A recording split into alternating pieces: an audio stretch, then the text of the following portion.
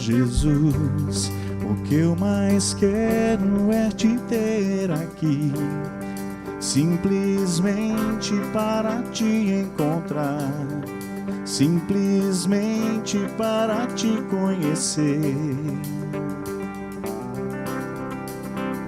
Eu sei, estar contigo é o que eu mais quero pra mim. Sempre ao teu lado é onde eu quero ficar e ver teu reino em meu mundo crescer. As cores do céu não se igualam a ti, nem todo o universo é maior que o teu infinito amor.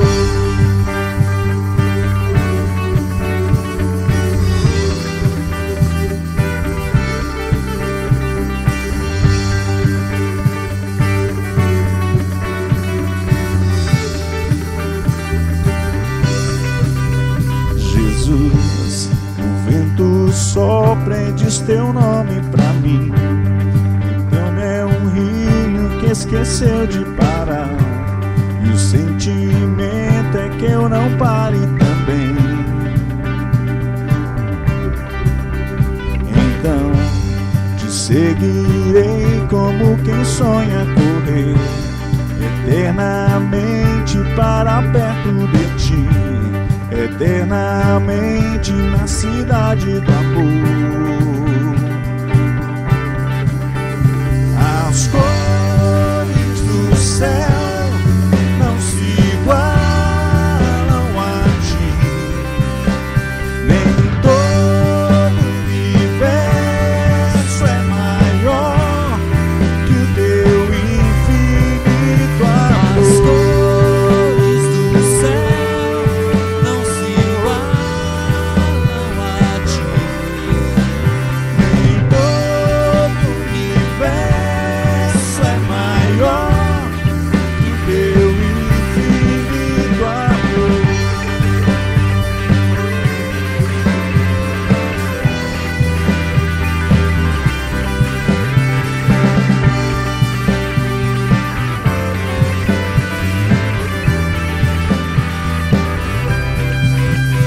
Então te seguirei como quem sonha correr eternamente para perto de ti, eternamente na cidade do amor.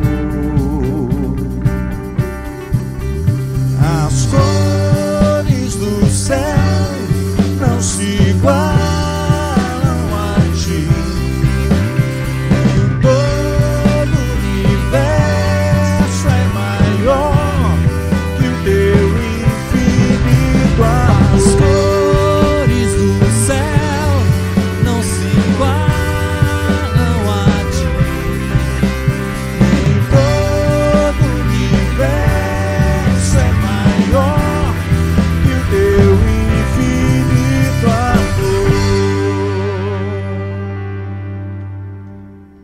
Obrigado, Deus. Obrigado por ter essa convicção no nosso coração.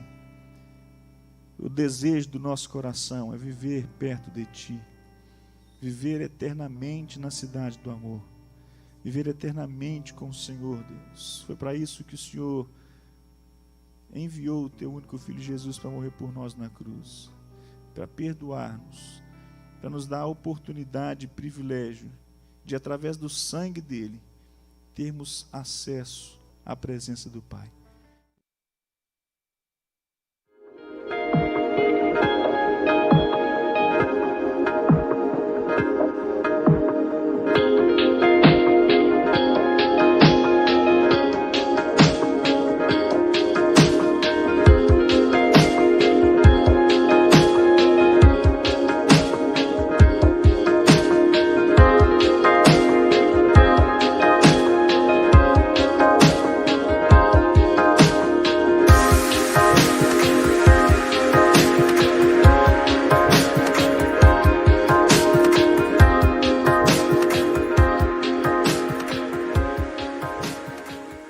Dr. Paulo, seja muito bem-vindo ao nosso programa. Eu gostaria de começar lhe fazendo uma pergunta. Por que é que esse relacionamento entre psicologia e cristianismo parece ser um relacionamento tão hostil? That is a very interesting question. And historically, the hostility started from the psychology side. Christianity had been the home of psychology and back through all the centuries. And in the United States of America, William James, who was at Harvard, was the founder, pioneer of empirical psychology. He actually borrowed his empirical methodology from Jonathan Edwards, the great preacher in New England. And Edwards had been a very careful student of human experience. He had, the way he had gathered information very much impressed James.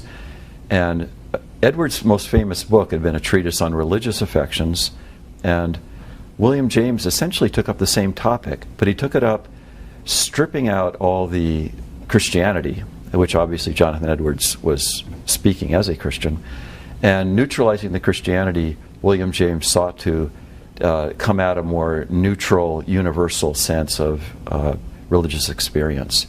And that stripping away of what had been essential to a Christian psychology was actually, I think you could point to as the starting point. And then you can see how in that the Christian church has at least an ambivalent reaction to something which would seek to take away their own distinctives while maintaining some of their methodology. Mm-hmm. Bom dia, meus irmãos. A paz, graça e paz. Bom, hoje é o nosso último programa, então nós estamos em el gran final. Para que falar francês se podemos falar espanhol? El gran final, hoje é o nosso último programa. E uma felicidade imensa, nós temos acompanhado como a igreja tem visualizado os vídeos, tem se manifestado, inclusive com os comentários, nós ficamos muito felizes, muito felizes. Esse é o nosso desejo, contribuir para o avanço do reino do Senhor. Eu quero agradecer de forma toda especial o reverendo Flávio, Felipe, presbítero Rodrigo, que já faz mais de 30 dias, deve fazer quase uns 40 dias, nos reunimos pela primeira vez, e os chamei, e rapidamente eles aceitaram o convite para nos ajudar. Aí escolhemos os temas, e tem sido um momento muito bom. Tem sido momentos de muita alegria, momentos de nervosismo também, enfim. Mas tem sido momentos de edificação, de reflexão. Eu agradeço a Deus por isso. Bom, no primeiro programa, antes de se lembrar, se você não assistiu, você podem assistir, e eu aconselho que façam isso. Falamos a respeito da cosmovisão e educação. O reverendo Flávio trouxe essa temática e ele abordou a questão da cosmovisão cristã, falando a respeito de 4 pontos essenciais. Primeiro, criação. Segundo, queda, a entrada do pecado. Em terceiro lugar, a redenção. E em quarto lugar, a consumação. É isso mesmo. E no segundo programa, já o presbítero Rodrigo trouxe a temática da educação e a família, como se relaciona, qual é o papel da família na educação e em suas várias perspectivas, falando das ocupações, da correria do dia a dia, do nosso compromisso para com Deus e a nossa responsabilidade que o nosso rei, tem nos dado quanto ao cuidado dos nossos filhos.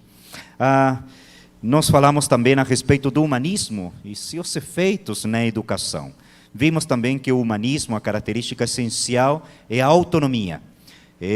Trata de desvencilhar-se de Deus em toda a área e iniciar a empreitada rumo ao conhecimento sem Deus, em autonomia. Você já deve ter percebido que todas as teorias, que todas as ideologias, que todas as filosofias, nós temos analisado dentro da perspectiva da criação. O que eles acreditam quanto à origem do universo do ser humano. Nós temos analisado também a respeito de como eles explicam o mal, ou seja, o que eles acreditam. e como eles alcançariam a salvação, qual é a proposta para melhorar, qual é a proposta de redenção. E no final, qual seria a proposta escatológica, ou seja, como eles, ao atingirem seu objetivo, o que se espera, como seria. Bom, isso tem sido a nossa caminhada, e hoje, em grande final, iremos tratar a respeito da psicologia e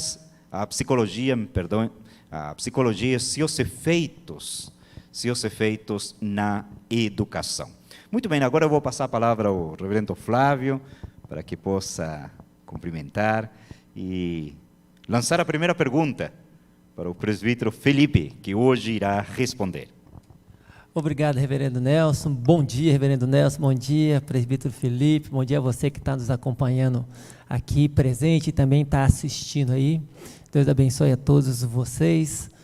E eu quero só aproveitar o momento aqui para externar a minha alegria de ter tido a oportunidade de participar desses encontros e um pouco também assim de uma tristezazinha, porque está chegando ao fim, né, o nosso último encontro aqui. Né, mas foi muito bom, foi um tempo bom, um tempo edificante. Eu espero que tenha sido edificante para vocês que acompanharam também o nosso bate-papo aqui. Para nós, pelo menos para mim, eu posso testemunhar que foi um momento muito interessante, muito bom. E eu vou começar fazendo uma pergunta, Felipe, que é uma questão que eu já observei e outras pessoas já observaram e já comentaram comigo, é que no ambiente eclesiástico, né, dentro da igreja, normalmente, quando a gente vai tratar de algum assunto, isso acontece mais na área de assim, humanas, né? Vamos supor, quando vai falar sobre algum assunto que tem a ver com psicologia ou que tem a ver com educação, há sempre uma preferência, né, em se buscar um especialista, né, o chamado especialista dessa área, alguém que tem uma formação específica nessa área. E ao passo que parece que pouca atenção é dada, ou pouco valor é dado para aquilo que a Escritura tem a dizer a respeito disso. Eu não sei se eu estou conseguindo me fazer entender. Parece que só as pessoas que têm formação acadêmica, né, nessa área, de uma faculdade reconhecida pelo nosso sistema de ensino, é que tem o gabarito, ou que tem a capacidade ou autoridade para se pronunciar a respeito de tais questões, como se a Escritura não tivesse autoridade, ou não tivesse nada a oferecer a respeito disso. Essa minha observação, ela não se destina a desmerecer os reconhecidos especialistas, né? Essa minha observação é muito mais para chamar a atenção para o fato que me parece que ocorre, é que não se dá valor, não se reconhece a autoridade da Escritura, como se a Escritura não tivesse nada a dizer a respeito desses assuntos.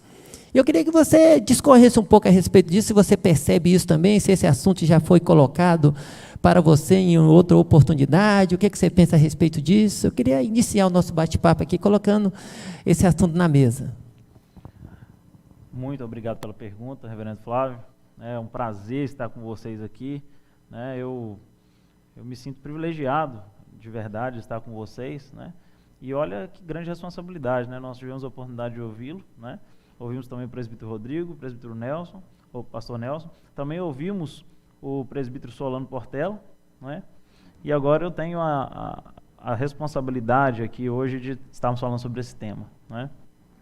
A sua pergunta foi muito bem feita, né? A gente pode perceber que ela foi tão bem elaborada que eu vou realmente comentar, né?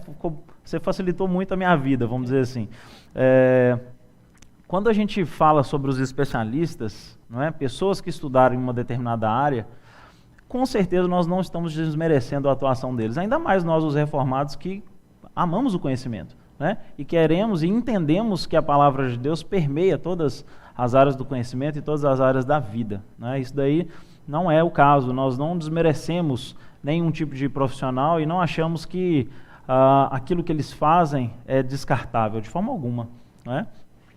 A questão é que, de forma subjetiva, as pessoas começam a colocar muita credibilidade, ou uma credibilidade desproporcional, às vezes nos especialistas, nos chamados especialistas, e em contrapartida, pouca credibilidade se dá à opinião da Bíblia, a opinião de Deus sobre o assunto, né? Então, isso na verdade revela um certo desconhecimento geral da Escritura. Ou seja, a igreja e a figura do pastor são pessoas, né, e é ali uma pessoa que tem algo a te oferecer no sentido de culto, no sentido eclesiástico, mas na hora prática, na hora das coisas práticas da vida, é como se eles não tivessem nenhum tipo de atuação. É como se eu estivesse falando de um crente, de uma pessoa batizada, que tem uma confissão de fé, que acredita em Deus, que frequenta a igreja, que se diz cristão, mas que não tem a capacidade de, na hora de tomar alguma decisão, consultar primeiro a palavra de Deus, ao invés de um chamado especialista. É lógico que nós vamos precisar de diversos especialistas nas nossas vidas, isso não tem nenhum tipo de problema, não é? A gente até relembra, né, o caso dos anabatistas, né, que eram crentes, que eram muito radicais da época de Calvino. Eles acreditavam que todo o conhecimento que não estivesse na Bíblia deveria ser rejeitado, a ciência, tudo deveria ser rejeitado. Não é o caso dos reformadores, né? A posição dos reformadores não é essa, é a ideia de abraçarmos todas as áreas de conhecimento e usar tudo para a glória de Deus, né? Então nós não temos problema nenhum em ouvir os especialistas. O que nós estamos querendo enfatizar aqui é que quem nós procuramos primeiro? Qual é a opinião que nós mais valorizamos? Porque quando a gente fala de um especialista, você muito bem colocou, nós trazemos a ideia de autoridade. Um especialista é aquele que conhece muito um assunto, não é? E por conhecer muito um determinado assunto, ele então reivindica para si o título de autoridade naquele assunto, não é? A questão é, nós acreditamos com todo o nosso coração e com todas as nossas forças que a Bíblia, além de ser suficiente, ela é fonte de toda a autoridade? Nós realmente acreditamos nisso? Porque se nós realmente acreditamos nisso, nós vamos ter na Bíblia suporte para todos os assuntos da nossa vida. Mesmo que aquele assunto não seja tratado de forma direta, a palavra de Deus traz princípios e inferências claras para que nós abordemos qualquer área do conhecimento, né? Então, de forma alguma, nós vamos desmerecer o trabalho, né, dos especialistas. Nesse caso aqui, hoje nós estamos falando dos psicólogos, né? Mas nós precisamos de pensar um pouquinho. Quem nós estamos valorizando mais?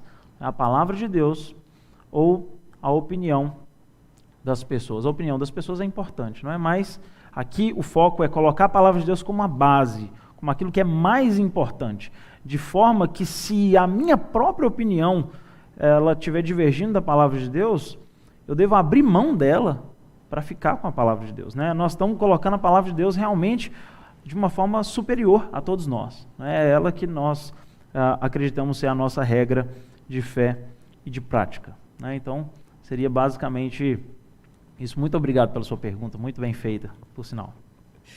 Muito bem. Já ficou claro nos outros programas e hoje também que não há neutralidade em nenhum aspecto da realidade. Não há nenhum ser humano neutro. Não há. Você viu o que ele falou, né? Só o detergente, né? Só o detergente. Só o detergente. E eu ainda não entendi até hoje o que seria o detergente neutro, tá? Mas não tem nenhum ser humano neutro. Não há, não existe.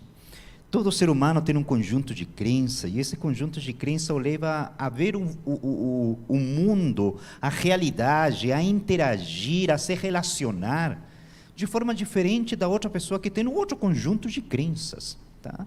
E nós temos falado muito a respeito da criação, da queda, da redenção e a consumação, e isso faz parte das crenças também de todo ser humano. E todo ser humano acredita que Deus criou os céus e a terra, que Deus criou o homem à sua imagem e semelhança. Tem muitas pessoas que acreditam que o homem vem de um processo de evolução, um processo evolutivo, animais inferiores, enfim. E ele irá aplicar também a realidade, interpretar a realidade dentro desses parâmetros. Mas, presbítero Felipe, qual é a importância de entendermos a doutrina da queda do homem para entender o comportamento do ser humano e o processo de aprendizagem? Nos explica um pouquinho. uma pergunta muito bem elaborada, do mesmo nível da que o pastor Flávio fez, né? Então, o pastor Flávio muito bem colocou a questão da criação, da queda, né, da redenção e da consumação no nosso primeiro encontro. Mesmo assim, esse assunto retorna, porque a nossa cosmovisão ela é moldada por todos esses 4 pontos, mas esse ponto aqui, ele traz um entendimento muito profundo das coisas. Eu queria relembrar você que está nos assistindo, né, que em Gênesis 3 nós temos o relato da queda do homem. Um homem que havia sido criado por Deus de forma perfeita, um homem que tinha um relacionamento com Deus sem nenhum tipo de falha de comunicação, sem nenhum tipo de obstáculo. Esse homem, então, desobedece a Deus. Ele faz aquilo que Deus o proibiu de fazer. A questão é que quando ele faz isso, ele não só traz consequências para ele, mas ele traz consequências para todas as pessoas da humanidade. Nós vemos, segundo Romanos 5,12, que assim como o pecado veio por causa de um homem, a salvação também veio por causa de um único homem. Então, por causa desse primeiro homem, nós herdamos esse pecado, essa natureza pecaminosa. De forma, então, que nós não precisamos de fazer nada para que nós sejamos considerados pecadores. Basta que nós nasçamos. Nós já nascemos, então, nessa condição de pecadores. Bom, então, se o homem, antes da queda, ele tinha uma percepção das coisas, depois da queda, ele tem uma outra percepção das coisas. Se antes da queda ele tinha um tipo de relacionamento com Deus, depois da queda ele tem outro tipo de relacionamento com Deus. Isso quer dizer que aquilo que era perfeito passa a não ser perfeito mais. Só que o pecado, ele não atinge o homem só de forma espiritual. O pecado, ele atinge o homem em sua totalidade. O pecado atinge o homem, a partir daquele momento, ele experimentaria a morte física.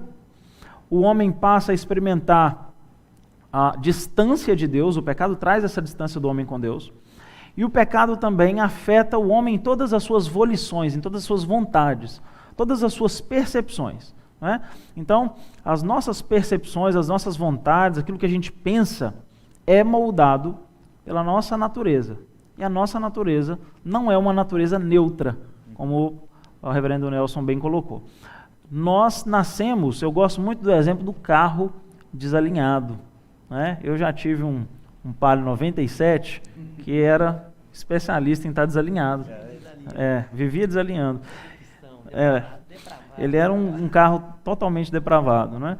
Então, esse carro era o seguinte, eu podia estar dirigindo aqui numa boa, que se eu soltasse o volante, ele se inclinava para uma direção, sempre da mesma forma. Assim também somos nós, sem Deus tomando conta da nossa vida. Nós sempre nos inclinamos para um lado, sempre. É impossível que um homem sem a ação de Deus caminhe uma vida reta. É isso que nós estamos dizendo aqui. É impossível que alguém diga que é neutro ou imparcial em qualquer situação. Não é? Nós somos parciais, totalmente parciais. Nós somos totalmente tendenciosos. A nossa tendência é a palavra de Deus. Não é? Aquilo que nós colocamos como verdade é a palavra de Deus. Nós nunca podemos nos ofender se caso alguém um dia nos diga que nós somos tendenciosos, por exemplo. Nós temos que agradecer. Nós estamos fazendo muito bem o nosso papel. Nós estamos seguindo a palavra de Deus e por isso nós somos tendenciosos à palavra de Deus. Portanto, pense que todas as áreas do conhecimento, todas as pessoas são tendenciosas, mas ou elas são tendenciosas às suas próprias vontades, ou elas são tendenciosas e inclinadas à vontade de Deus a partir da ação do Espírito Santo em nós. Não é? Então, esqueça a ideia de que alguém possa ser neutro. É muito comum a ciência falar isso, né? Não, a ciência é neutra. A ciência vai vir, vai testar algumas coisas em um ambiente neutro e nós vamos simplesmente apurar os resultados e os resultados são ali nus e crus, é a verdade. É objetiva, não é? É neutra e objetiva. Nós não colocamos crença naquilo. Mas isso é uma mentira. Não é? E nós não temos problema em falar que a mentira é mentira e que o pecado é pecado. Não é? Porque as pessoas são tendenciosas e levam consigo as suas crenças. E quando elas fazem isso, automaticamente elas não colocam nenhuma situação na condição de neutra, né? Então, nós precisamos de deixar isso muito bem estabelecido.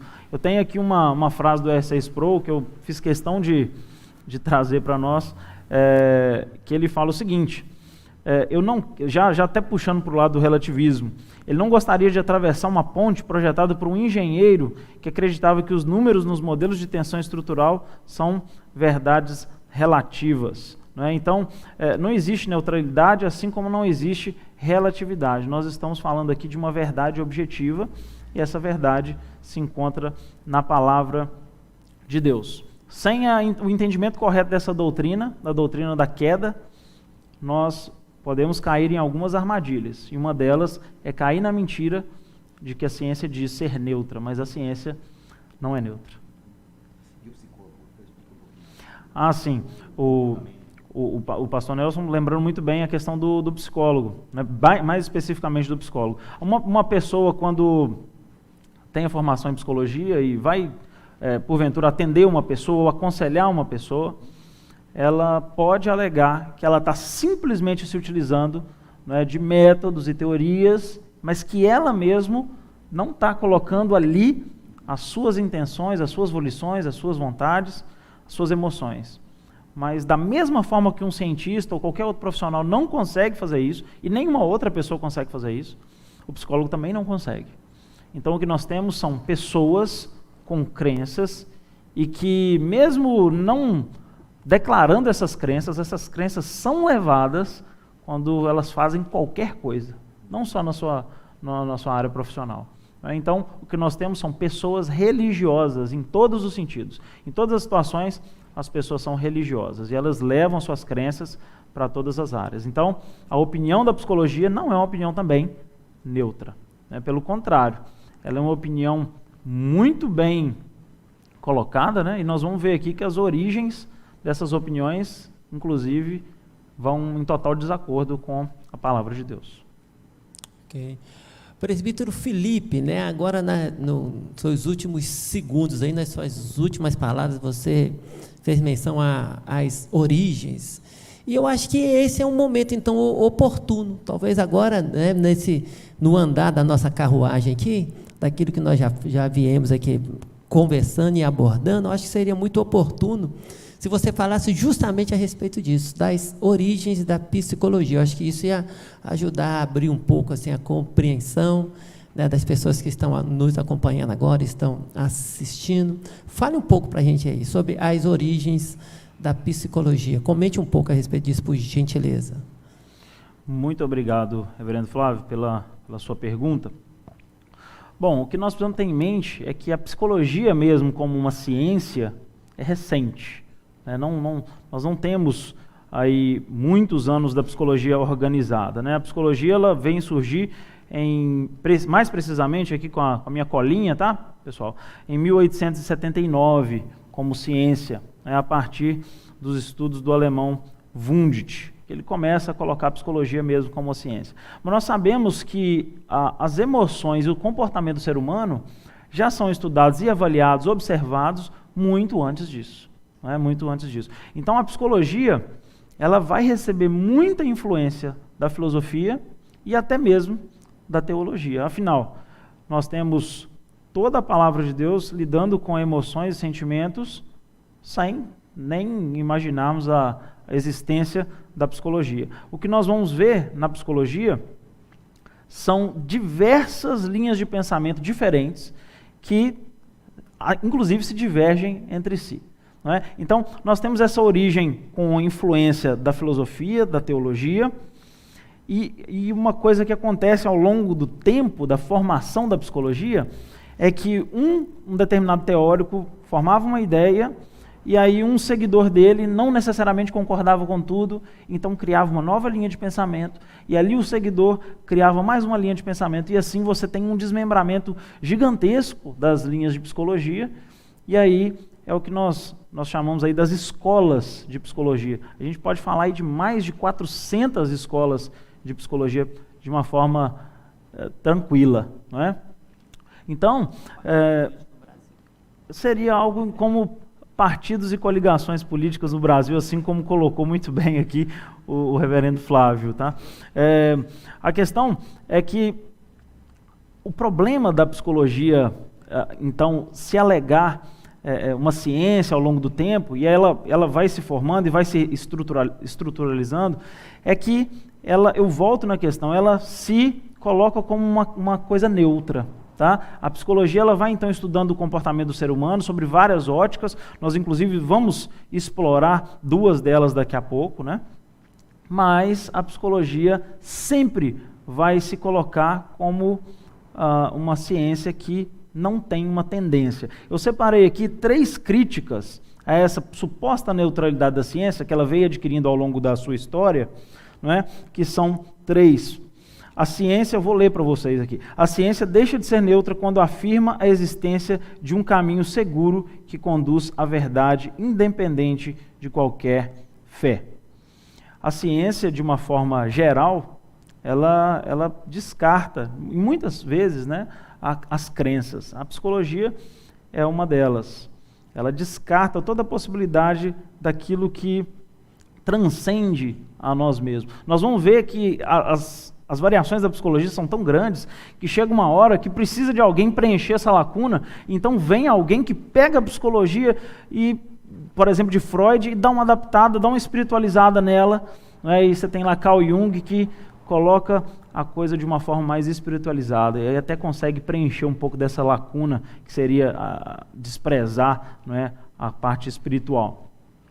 O segundo, o fato de acreditar no esforço humano para obter o domínio da realidade e chegar à verdade por meio da ciência e da razão. Na verdade, isso implica num grande exercício de fé. A psicologia, ao longo do tempo, vai sempre colocar essa ideia de que o ser humano ele tem um potencial inato nele mesmo, que ele tem tudo nele mesmo para se autodesenvolver. Não é? Isso é uma ideia muito frequente nas linhas de psicologia, são desenvolvidas. Não é? Mas, na verdade, até para fazer isso, nós precisamos de fé. Não é? E a psicologia, ao longo de sua história, não é, vai negando todas essas coisas. Nós não podemos esquecer, não é, que a psicologia foi profundamente influenciada pelo positivismo. O positivismo que dizia que nada além daquilo que pode ser provado, daquilo que pode ser testado, ou seja, nada além da ciência é verdade. Portanto, a ideia de Deus não pode ser provada, então não é verdade. Não é? Tudo aquilo que não é objetivo, não é? E no caso neutro e científico, não é a verdade. Não é? Então, nós temos aqui uma ciência neutra que fala aquilo que é a verdade e aquilo que é a mentira. Não é? Eles têm um posicionamento muito firme, mas eles mesmo assim conseguem ser neutros. É uma coisa interessante. Né?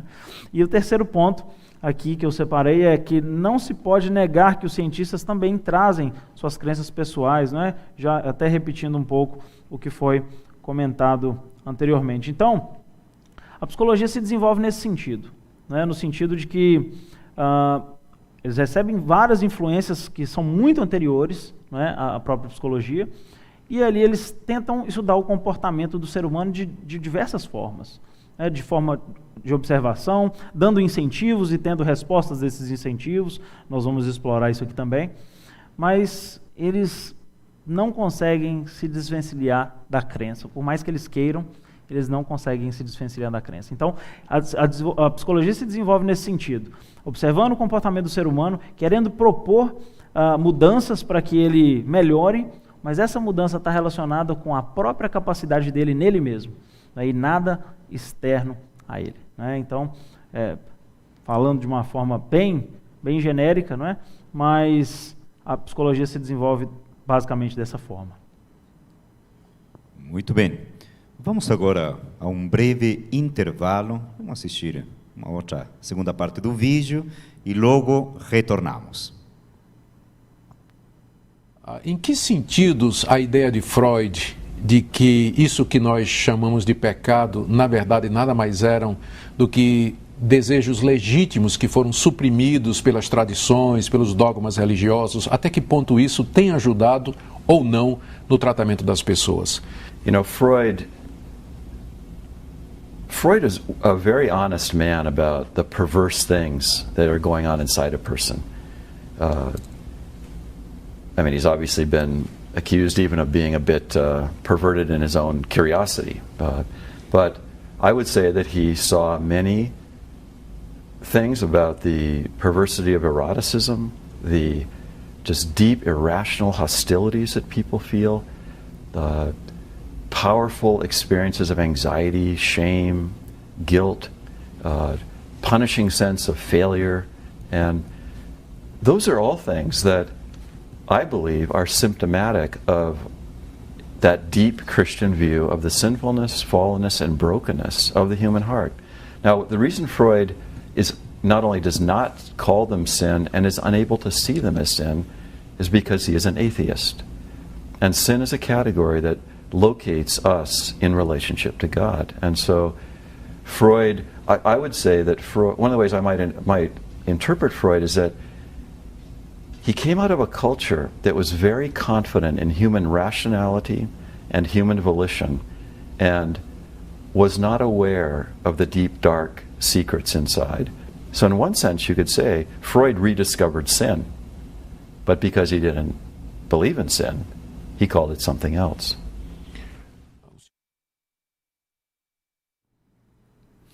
Muito bem, estamos de volta. Vamos fazer um resumo daquilo que nós temos avançado até agora, até este presente momento. Recapitulando. A primeira pergunta abordava a questão dos especialistas. Se é necessário sempre chamar um especialista, ouvir um especialista em qualquer área e deixar, principalmente nas áreas humanas, estão falando em educação e hoje estão falando a questão de psicologia, e deixar a Bíblia de lado. E a resposta foi que a palavra do Senhor é o nosso ponto de partida, é a nossa fonte de autoridade, muito embora nós respeitamos o conhecimento adquirido pelas pessoas que dedicaram longos anos de estudo, no entanto, devemos entender que a palavra do Senhor deve ser sempre a nosso ponto de partida, para falar de leis, política, economia, educação e hoje psicologia. A segunda pergunta tratava precisamente a respeito de que não há neutralidade em nenhuma área da realidade.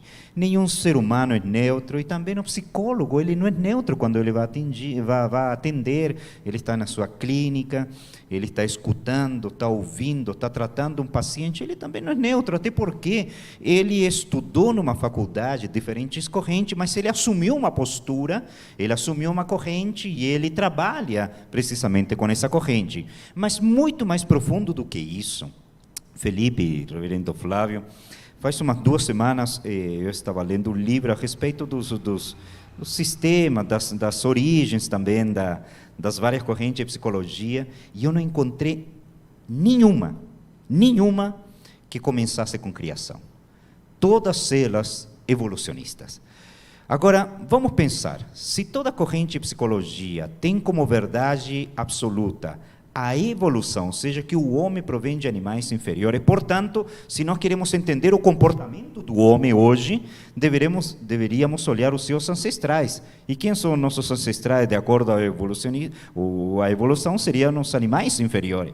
Então, o comportamento deles seria o comportamento natural, o comportamento original, o comportamento legítimo. Os outros comportamentos foram maculados por uma sociedade, uma burguesia, uma moralidade, principalmente a moralidade cristã. Então, quando nós levamos isso à psicologia, nós percebemos que se um psicólogo acredita em tudo isso, ele obviamente vai explicar um exemplo, a pirraça do meu filho, em termos evolucionistas. Ele não vai explicar, como acabou de falar o presbítero Felipe, que no meu filho de 2 anos haja uma inclinação pecaminosa, uma inclinação ao pecado, que se manifesta em raiva, em ira, em egoísmo, e depois quando ele sai para falar, mais desenvolvidamente talvez, até um palavrão. Então ele vai interpretar tudo isso de acordo à crença evolucionista. E é provável que ele vai justificar o comportamento do meu filho nesses termos, é muito provável. No entanto, o cristão já irá perceber ali pecado, e irá tratá-lo como pecado. Irá reconhecer que essa criança é imagem e semelhança de Deus, portanto, não provém de animais inferiores, tá? Mas essa criança também tem uma inclinação pecaminosa que é fruto da queda que o presbítero falou. Muito bem. Agora vamos avançar. Ainda, já que nós falamos a respeito da autoridade na primeira pergunta, nós cristãos acreditamos na doutrina da sola escritura, ou seja, somente a escritura. Somente a escritura é a nossa fonte de autoridade. Somente a escritura é o nosso ponto de partida, nosso apoio. Mas como é que fica então a relação do cristão com as outras áreas de conhecimento? Como é que fica a relação do cristão com a psicologia e todas as outras áreas de conhecimento? Devemos rejeitá-las? Devemos trabalhar com elas? Até que ponto? Como conciliar isso? Como a Bíblia é suficiente ou não é, e a suficiência da Bíblia significa que devemos excluir toda e qualquer outra literatura? Como é que funciona isso? Pastor Nelson, muito obrigado pela sua pergunta. Ela vem, né, meio que completar a ideia da primeira pergunta mesmo, né, a questão da autoridade. Eu separei aqui uma frase do David Powlison, que é esse que falou para nós nos 2 vídeos, junto com Augusto Nicodemos. Ele fala o seguinte: todo modelo psicológico possui anomalias, contém coisas que não podem ser explicadas, e este é o motivo pelo qual as teorias não duram para sempre. Elas vêm e depois se vão. Se vocês lembram, agora há pouco a gente estava falando sobre as diversas ramificações dentro da psicologia. É isso mesmo que acontece, uma ideia vem e depois ela é considerada ultrapassada, então depois ela se vai. O pastor Nelson muito bem colocou que nós acreditamos na doutrina do sola escritura. Isso quer dizer que, para nós, a única fonte de revelação de Deus divina se encontra na Escritura. Todos os versículos, todas as palavras que estão ali são igualmente importantes. Ali nós cremos que está a palavra de Deus. Mas isso não quer dizer que nós rejeitamos o conhecimento, entre aspas, secular, se é que existe algo que não seja de Deus nesse mundo, no sentido de que Ele é dono de todas as coisas, não é? Eu não estou querendo dizer que todo o conhecimento agrada a Deus, não é isso. Mas nós, como cristãos, nós não devemos rejeitar as coisas. Mesmo que nós não concordemos, talvez seja interessante que nós temos o conhecimento até mesmo para poder refutar da forma correta ou entender e orientar também as pessoas, não é? Outra frase do Dr. Powlison: a Bíblia não é um livro ou apostila a respeito de questões comportamentais, mas é um livro que trata do relacionamento de Deus com a humanidade caída, não é? Então, acreditar no sola escritura é acreditar que Deus, ele também se revela de uma forma comum também às outras pessoas, não é? Existe algo de bom que nós podemos tirar da psicologia? Bom, isso vai depender muito. Isso vai depender do quanto que nós conhecemos da Escritura. Porque a Escritura é a nossa regra, a Escritura é o nosso filtro para todas as coisas. Então a questão é, eu conheço a Bíblia o suficiente para eu me deparar com uma outra ideia e conseguir filtrar dela aquilo que é bom? Porque se eu preciso de entrar numa área onde eu tenho que colocar muito filtro e eu extraio pouquíssimas coisas, talvez eu deveria repensar se realmente vale a pena garimpar alguma coisa, não é, naquele terreno. A questão é, a Bíblia é o nosso guia, a regra de fé e prática, a nossa base, é isso que nós acreditamos. Não necessariamente nós vamos ignorar as outras áreas do conhecimento, a psicologia não é o caso, não é? Mas nós vamos olhar para essas áreas com uma outra visão, com a cosmovisão reformada, com a cosmovisão bíblica de que todas as coisas são para a glória de Deus. Então, se algo não redunda em glória a Deus, automaticamente nós descartamos, não é? A psicologia, ela tem um campo complicado, porque nós temos aí, como o pastor Nelson muito bem colocou, os pressupostos, né, todos enraizados no evolucionismo e, de forma quase que automática, no ateísmo. Nem sempre, mas de uma forma constante no ateísmo. Então a questão é, o que eu consigo aproveitar disso, né? Então eu preciso de peneirar Sim, mas eu preciso da palavra de Deus para fazer isso. Se eu for peneirar pelas minhas próprias ideias, pode ser que eu passe batido em muita coisa e abrace doutrinas, abrace ideias que não condizem com a palavra de Deus, mas que muitas vezes nos agradam. Agrada o nosso coração, parece que é uma coisa boa, mas o filtro não é o nosso coração.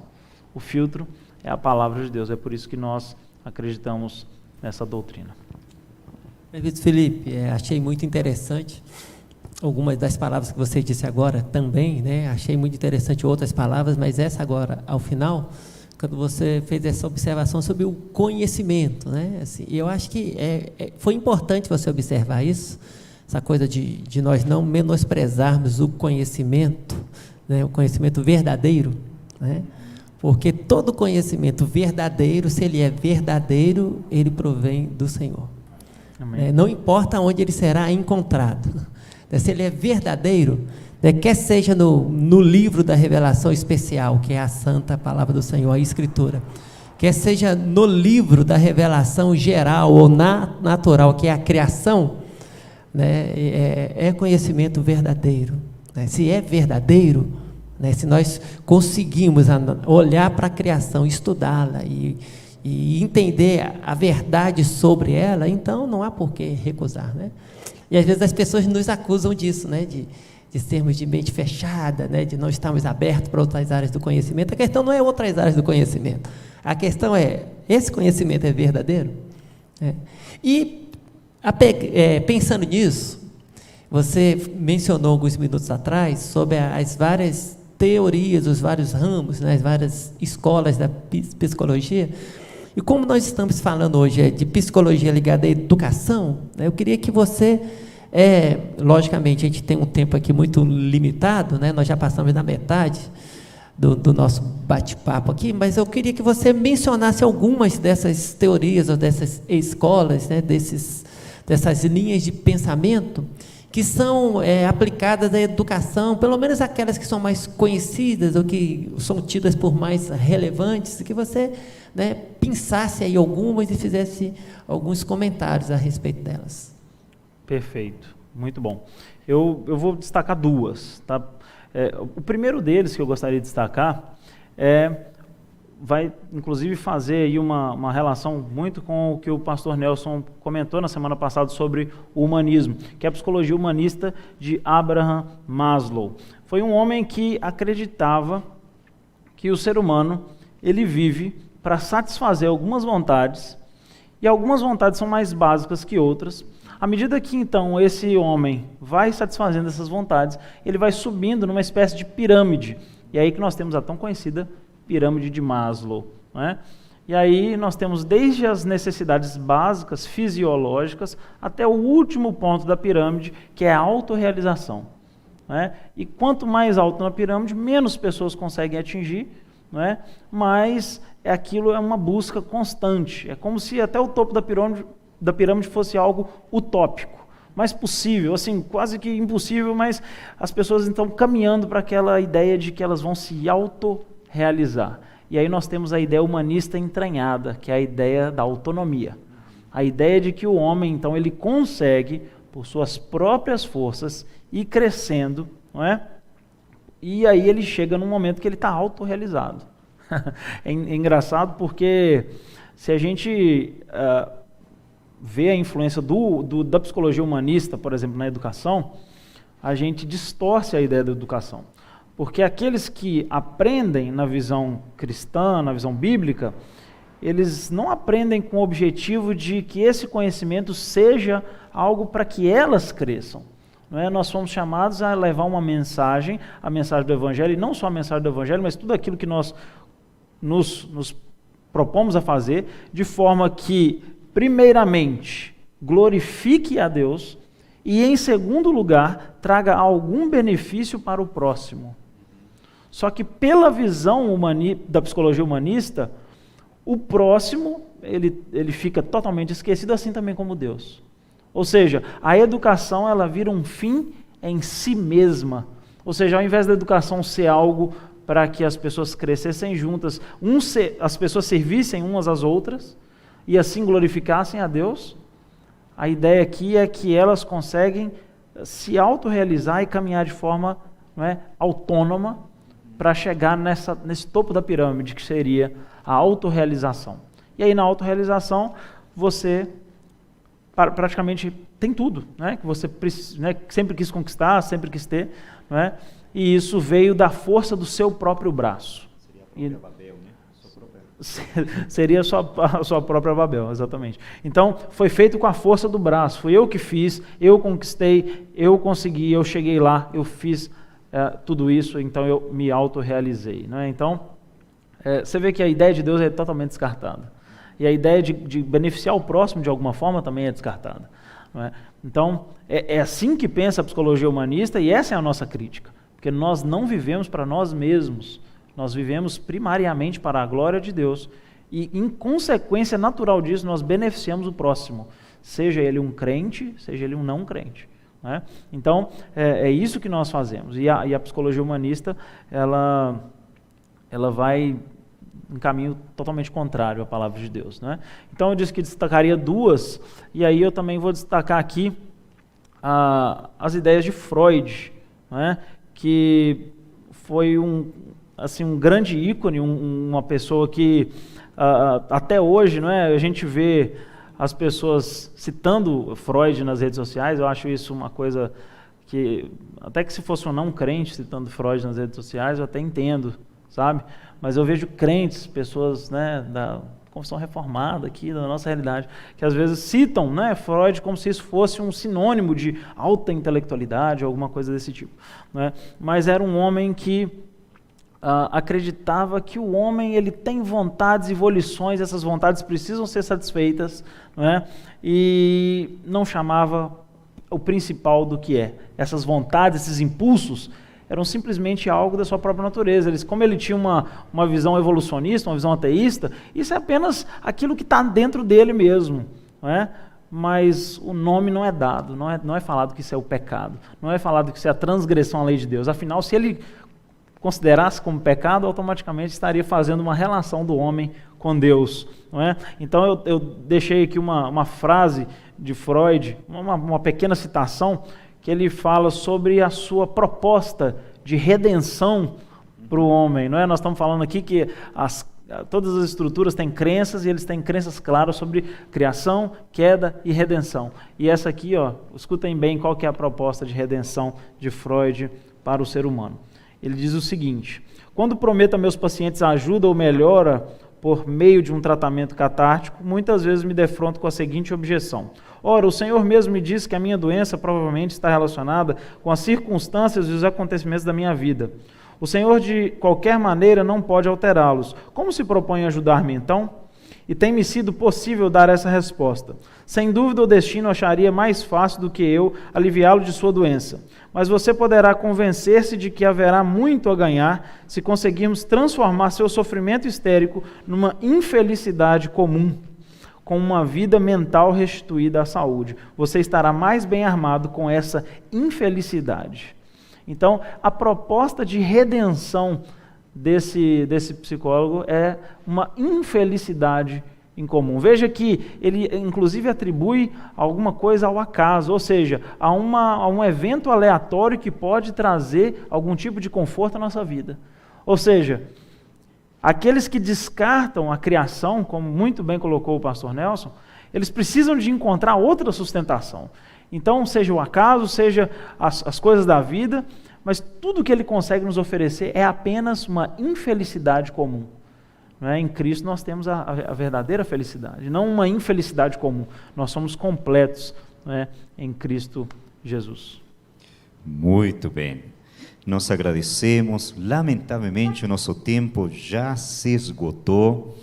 E nós queremos, antes de encerrar, agradecer mais uma vez ao Conselho da Igreja, à comissão que programou, planejou tudo isso e permitiu que nós estivéssemos aqui nessas semanas. Foi algo muito bom e eu quero agradecer mais uma vez a reverendo Flávio, obrigado. Tá? Foi um prazer, reverendo, foi um prazer. Colocarei conhecimento que Deus deu ao serviço do reino. E as piadas também no intervalo foram muito boas, muito apropriadas também. Quero agradecer ao presbítero Felipe, ao presbítero Rodrigo, que hoje não estava, porque está atendendo um compromisso familiar, ao pastor Jean também, que nos ajudou, a equipe técnica que permitiu isso, teve grande dor de cabeça, tentando e fizeram isso funcionar para que chegasse até seus lares. E antes de encerrar, queremos dar a notícia que todas as palestras foram fundamentadas no escrito. Quando nós combinamos os temas, nós também combinamos em escrever de forma extensa, com bibliografia, citações, e depois no encerrar, ou seja, hoje, anunciar que nós vamos liberar esse material, nós vamos disponibilizar esse material para vocês, de graça. Não vamos ter que esperar-se algumas semanas, porque vai passar por uma formatação, edição, revisão, enfim, mas vai sair um material muito bom, com livros para você consultar, uma bibliografia, as citações bíblicas, ou seja, a ideia é que você tenha um material, um conteúdo muito bom, sólido, e quando falamos sólido e bom, não é porque são nossas palavras, é porque se fundamenta nas Sagradas Escrituras.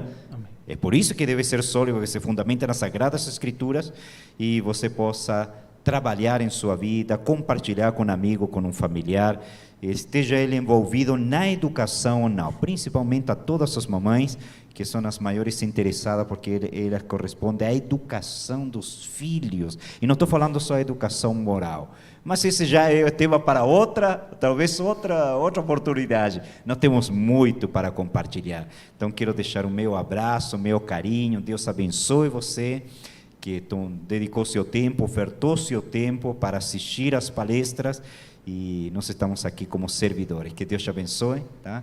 Pastor Flávio, quer encerrar? Um tchau. Não, eu só quero renovar a minha alegria e satisfação de ter participado desses encontros.